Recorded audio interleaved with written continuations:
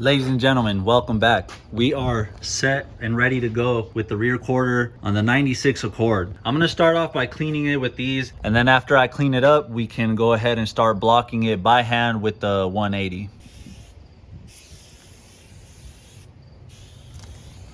Man, look at what I just found. You see all that right there? That means we have crow's feet on this side too, bro. Damn. So yeah, I'm gonna have to take it down to bare metal on this side as well. But I guess the good thing within the bad is that I'll just be able to take all that old paint off, clean up the metal, and we'll just have a fresh new start with the epoxy. And then over the epoxy, I'll be able to do all my filler work. So I'm gonna be using this bad boy right here. It's technically called right here the surface conditioning tool. And I feel like it does help speed up the process of removing the paint. So I'm gonna try with this, and if I'm not satisfied, we'll just go straight to the DA.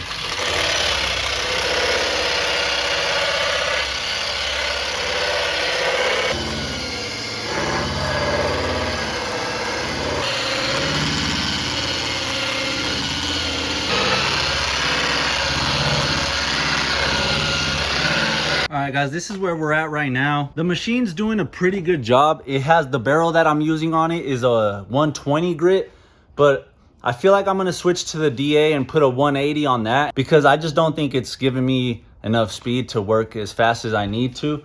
I mean, technically I could throw the 40 grit drum on it, which will for sure work way better, but I'm gonna save time with not having to go like 80, 120 and having to remove that 40 grit scratch.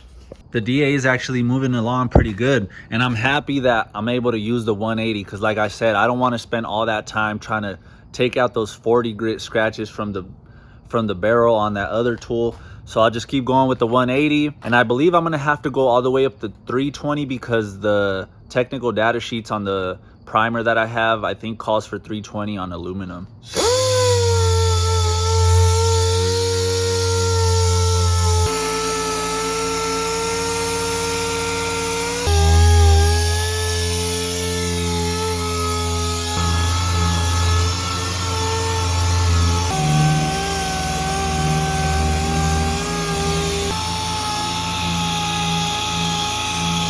All right, well, hell yeah, that DA put in work, man. I did drop down to the 120 grit on the DA just to speed it up a little bit more. And then once I got down to the primer and closer to the metal, I switched back to the 180. That way I wouldn't get the 120 scratch onto the aluminum. And man, it works so good. I still got all these little dimples. That's where all the like hail damage is. But yeah, we're pretty close. All I got to do is pretty much clean up the edges. And then down here, we don't have any damage, so I'll just scuff that down with the 320. And then down up in here in the wheel well, I will do 180, still same process here. And then I had to remove a little bit of rust right there. The paint was starting to bubble a little bit, but thank God it didn't go through the metal, so we'll be able to save that, man. Hell yeah. But now before we do that, we're back in the garage. I have to do what I've been dreading to do, and that is remove the rear, I guess windshield you could call it, these quarters. Front I might still leave until I get further up, but it's time to remove the rear one because I need to get up in all these edges. And then I'm gonna do the roof along with this side, so the roof and this will all be one whole video. The video that I watched recommended safety wire, but I don't have any. I have some fishing wire, so that's what we're about to try out, man. All right, well, the fishing line trick didn't work, so I think we're just gonna try to use this wire. I have my brother here gonna help me and see if we can't pull it out that way.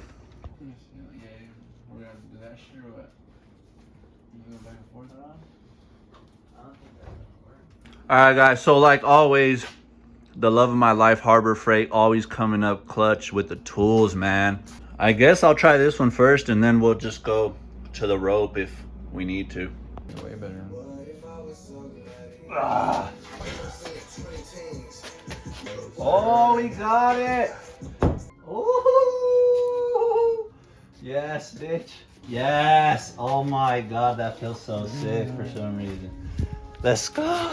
That is such a relief. I was stressing that so much. The whole project, I've been thinking about how to remove this and these ones. But yeah, start pulling all this shit off. And then I got wire wheels that I can take to it and clean it all off. But man, that is a huge fucking win, baby. I thought this one was kind of hard, but man, look at Fucking A, dude. I just been having trouble. I literally went around with the spatula, literally all the way around on the inside. And then I was just trying to pry in here, but oh well. All right, guys. Well, I got the whole thing taped off now from where we took off the glass. It is super unfortunate about this fucking quarter glass, but I guess the good thing is that now I know exactly how to take it off for the other side, because where I was messing up was I simply wasn't going deep enough with the putty knife around the whole thing. So that's just what I need to do. Just take my time, go all the way fully around, and the other one should pop out pretty easy, no problem. For this one, I'll just have to go to the junkyard and get another one, but no big deal. At least this one came out good and we didn't fucking break this one, man. That would have actually upset me pretty hard. But now that we got that done, I just have to figure out how the hell I'm gonna take off all this black adhesive, because I tried with the wire wheel already and it's not really working. And that's the next step I want to do before I start sanding up on the roof and shit. Let's go. Finally, I found something that works. I tried the wire wheel, scuff pads. I wasn't going to try chemicals because I don't want to get it everywhere, but this is what came up clutch. The same thing I was using to sand here. Look how fast it worked, man. We don't even have really none of the black adhesive no more, and it's gonna make it look sick. Let's go. I'm so happy about that. That's another thing I was stressing, is I knew once I took these windows out that fucking adhesive was gonna be pretty tough, but hell yeah. Tool to the rescue, baby.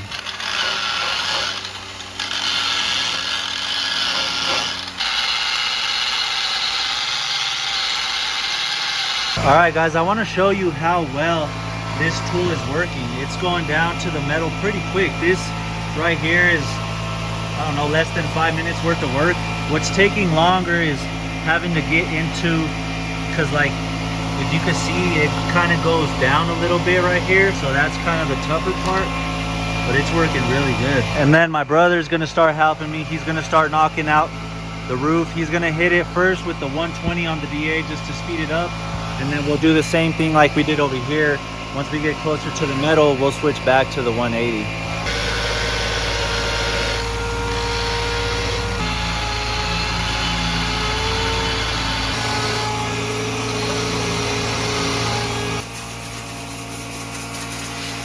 Man, I'm telling you guys, this fucking tool, I feel like was made for this. It's already done. It's smooth to the touch. That took about 20 minutes maybe, because I was trying to take it all off, like on the edges here. All the gray and black that you see is just all primer now.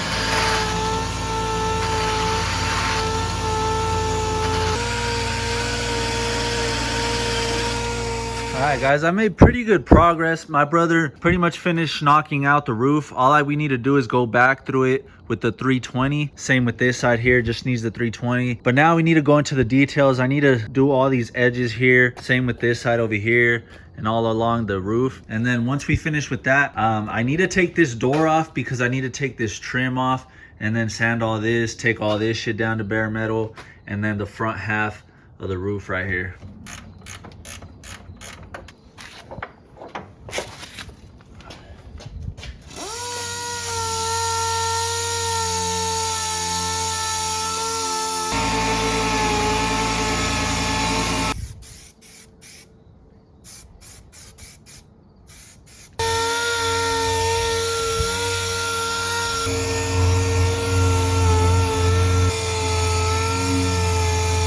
See, and this is the thing I like about using the guide coat. You see these little scratches right here? That's all the 180 that we've been using on the barrel. And without the guide coat, I mean, there's no way I'd be able to see all that. So that allows me to see all the little scratches that we need to take out. And that is exactly why we use guide coat.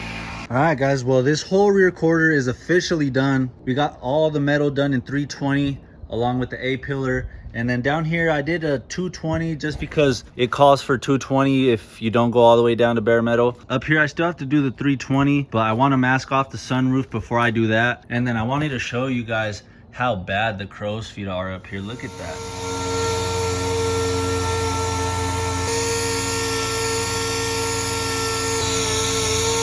right, now before I keep going, I want to show you guys the crow's feet damage. So even though we're through to the primer, you can still see it. There's just absolutely no way of getting around it, man. It fucking sucks. But anyway, let's keep going.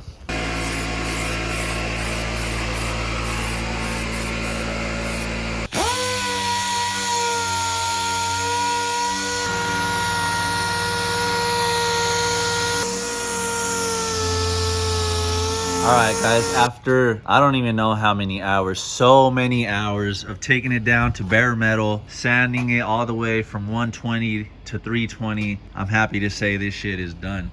Well, the last thing I need to do is get all the old paint with the wire wheel from this little lip right here, and then it's officially done. And then after that, I could just clean it off really good, remask it, and then it'll be officially ready for the epoxy, man.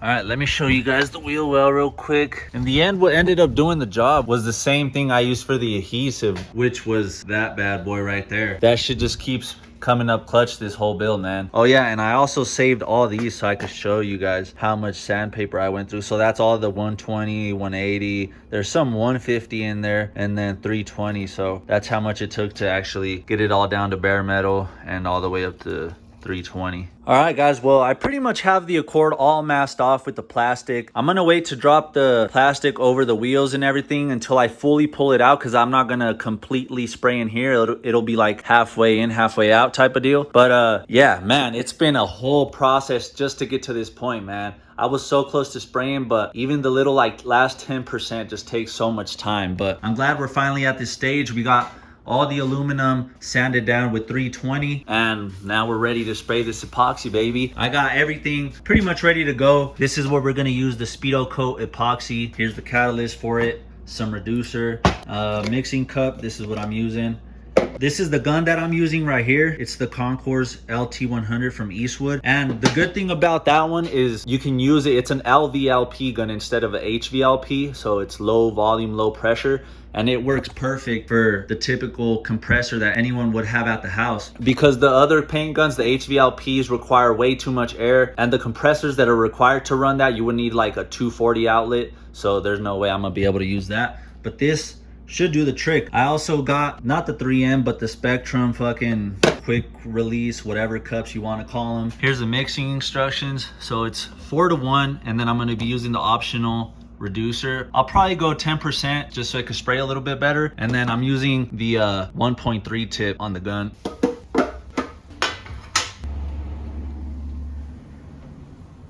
Look at how thick this is.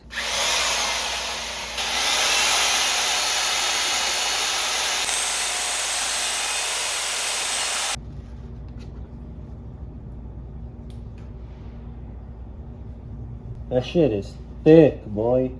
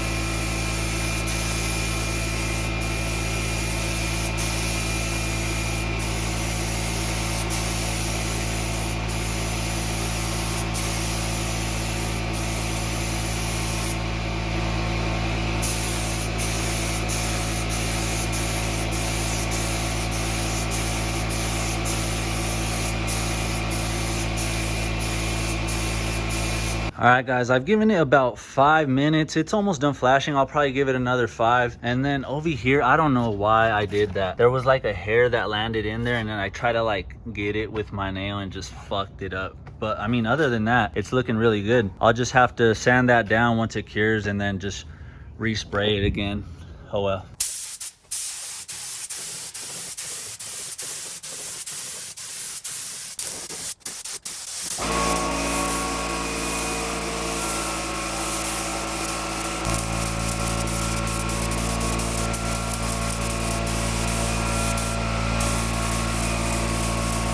All right, guys, well, there she is. Man, that was so nice to spray. That epoxy laid down so good. That LP gun killed it. Man, I couldn't be happier. The only fuck up where I messed up was trying to take that hair out instead of letting it dry. But I mean, other than that, dude, that shit laid hella nice.